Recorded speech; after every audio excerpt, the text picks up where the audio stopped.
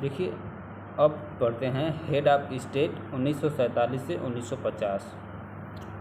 तो 1947 से 1950 के बीच में कौन से लोग किस पद पे रहे उसके बारे में हम पढ़ते हैं।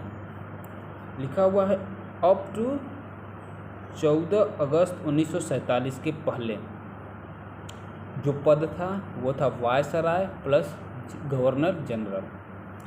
वायसराय का मतलब कि जो इंग्लैंड का राजा का प्रतिनिधि होगा, जो इंग्लैंड के राजा का प्रतिनिधि होगा वो वायसराय प्लस गवर्नर जनरल होगा। तो उस समय लॉर्ड माउंटेन थे। तो लॉर्ड वहाँ की एक मेंबरशिप है, यानी पदवी है, जो इस पद पर रहेगा उसको लॉर्ड की पदवी दी जाती थी।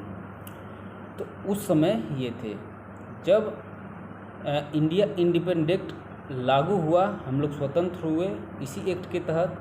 जब ये लागू हुआ तो हम क्या हो गए, डोमनी हो गए।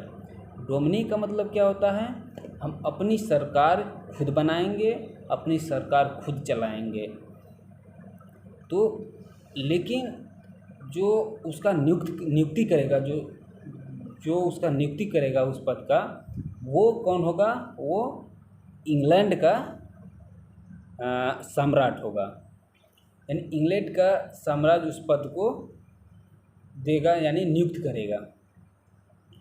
तो हालांकि वो कुछ कहेगा नहीं, इनको कुछ रोक टोक लगाएगा नहीं, बस एक नाम के लिए कि हाँ कि इंग्लैंड का राजा जो है इनको नियुक्त किया है। तो उस समय सहमति ये बनी कि लॉर्ड माउंटेन को ही बना दिया जाए।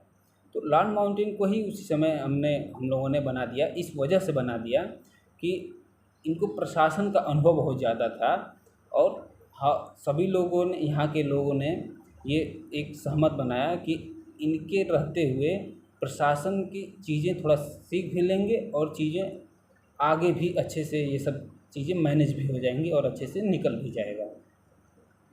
तो ये सब देखते हुए हम लोग इनको गवर्नर जनरल का पद दे दिए। यानी वायसराय का पद खत्म हो गया, डोमिनी हो गए, तो वायसराय का पद खत्म हो गया। अब गवर्नर जनरल का पद बचा। गवर्नर जनरल के रूप में इन्हीं को हम लोग चुन लिए उस समय। फिर उसके बाद 15 अगस्त 1947 से 21 जून 1948 तक ये उस पद पे रहे। फिर उसके बाद ये कहे कि अब हम रहेंगे नहीं इस पद पे, अब हम अपने देश जाएंगे, यानी इंग्लैंड जाएंगे। और लोग सहमति भी थी कि ठीक है अब जाइए। तो ये उस इतने बीच में, यानी 1 साल के अंदर ये, फिर उसके बाद वे चले गए। फिर उसके बाद 21 जून 48 से 25 जून 50 तक, जनवरी 50 तक, अब ये हुआ कि जो यहाँ भारत के लोग हैं, अब इनको गवर्नर जनरल बना दिया जाए, यानी सी राजगोपालाचारी जी को ये हुआ कि इनको गवर्नर जनरल बना दिया जाए। तो उनकी नियुक्ति किसके आधार पे हुई, ये भारत के पहले गवर्नर जनरल हैं।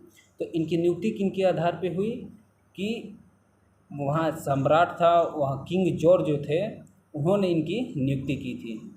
इस पद की नियुक्ति वही कर सकते थे, गवर्नर जनरल की। तो उस समय उन्होंने, किंग जॉर्ज ने इनको ये पद दिया था।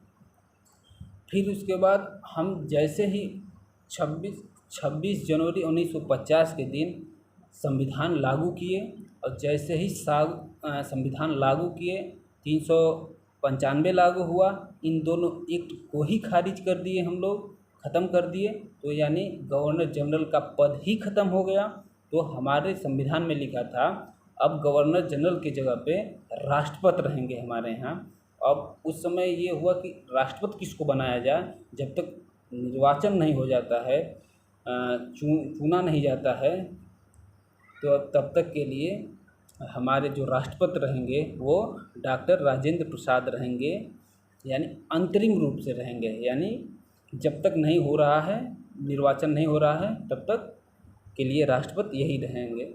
यानी और अंतिम रूप से संविधान सभा भी यही लोग हो गए, और अंतरिम संसद भी यही लोग हो गए।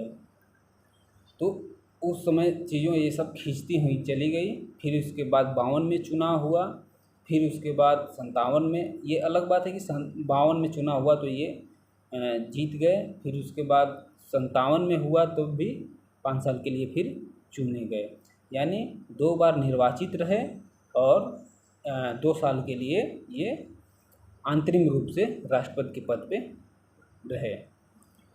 और पाकिस्तान में जो गवर्नर जनरल का पद था ये 56 तक चलता रहा। इस वजह से चलता रहा क्योंकि वहाँ का संविधान बनाने में बहुत लेट हुआ।